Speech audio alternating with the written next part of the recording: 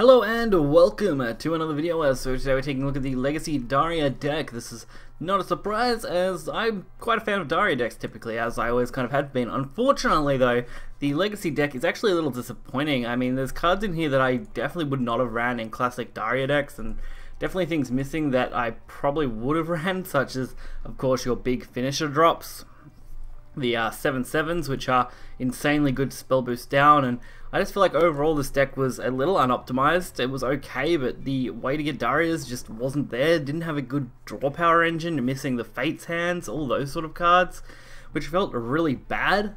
I don't know who decided this should be the Legacy deck, but I definitely wouldn't have picked this overall. It's nice that they did do the triple piercing rune though, but Rite of Exorcism and Summon Ice Form are such weird picks, and really Goblin Mage isn't much better. It's okay, I guess, and no Owl, which is also a massive drawback, so definitely weird. I mean, the really good Daria decks were running Owl, although I think this deck is probably pre-Owl, right when Rage of Bahamut kind of launched, but there should still be some better picks for this, like Fate's Hand, which is just an amazing card for draw power, which is what you need when you don't have Darias in your hand in the early game. Plus, it's a 0-cost card when you drop it down. Also, the 8-drop that you can drop down that destroys things, that would have been a good pick as well, but overall, really disappointed in this deck. So we are going to take a look at the couple of wins I managed to get out of this. It wasn't, of course, great, but it'll be okay. So let's get into it and check it out. So the first match we're going to look at is Blood. I did actually play against 4 Bloods in a row, and then our final matchup, which we'll take a look at in this video. Unfortunately, of course, getting that Queen flip and having a perfect starting hand, if Blood can pull that off, this deck has no comeback at all. It's just too slow to really compete against Blood in those categories. You've just got to kind of get lucky with board flood early on, and if you don't, you are just straight out screwed at that point. The only real good part that can happen is if you get a decent draw, which if you don't get spell boostable cards, and when there's very few in this deck, it's not a good option. I definitely would not be picking this deck going forward for Legacy events. Angel of Word, that's an okay play from them. We don't really have much to play other than Rite of Exorcism, as I mentioned. Not a really good card. There was definitely could have been better options if this deck was built correctly. At least we're going to have a okay turn 3 play, being able to go for the Evo as well, which will at least allow our Witchat to take out the 3/4 before it can Evo itself. And we get, of course, 1-cost Piercing Rune, which is still one of my favourite cards. It's unfortunately it was nerfed to 2, but 1-cost Piercing Runes were amazing, especially if you could pull off 2 or 3 of them. It was such a wonderful combination of cards. We did end up getting the Time Worn Mage. I don't think it's really appropriate here considering our hand, but we can at least put a lot of pressure onto the board before they go for probably what will be a spawn play, since they played Bahamut. So we want them to be within lethal range. So they were forced to go for the Tove Goblin Leader play. No surprise there considering our current board. Luckily with an Evo we win anyway, but definitely worked in our favour there. And the next matchup for the Legacy Cup was against Dragon.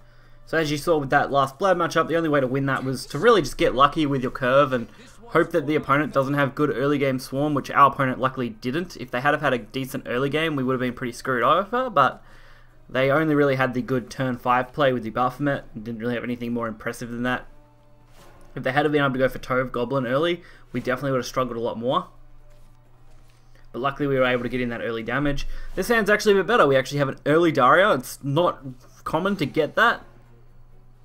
Honestly, in this variation, you're better off hard mulliganing Daria, just because it's really hard to get.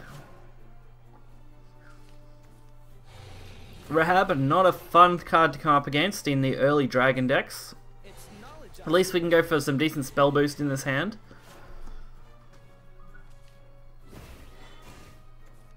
I do appreciate Craig. He's a pretty decent card back then for a 3-drop. Especially when you can do this back to back and just kind of sacrifice him to the heavens.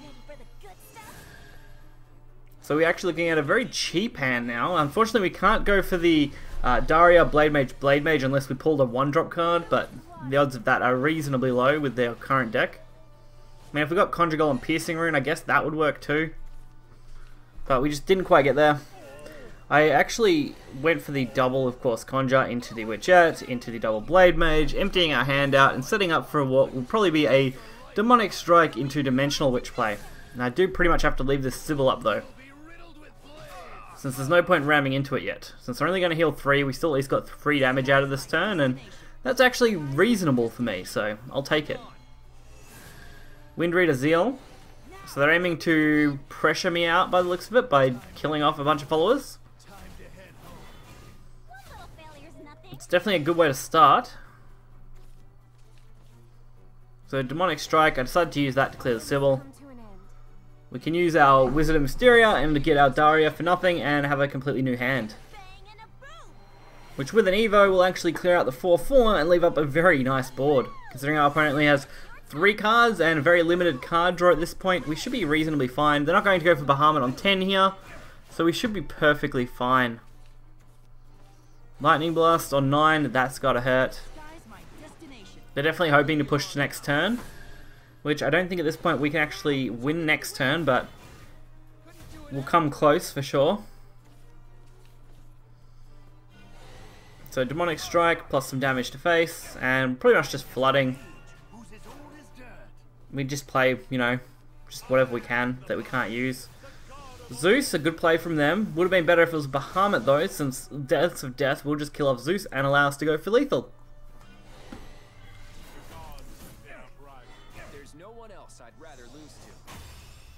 Which made that match reasonably easy. But we only really used 1 Daria, so a little disappointed there. So in my opinion, that's definitely the most lackluster of decks as far as they go for the Legacy Grand Prix so far that I've played. Even which deck was it now? One of the other decks that I played that didn't do very well, I think Dragon didn't do great for me, and I think Neutral Blood didn't do great for me, but at least those have consistent things. This deck was just kind of all over the place and didn't feel like it was refined enough to really even be featured against some of these other much better and stronger decks.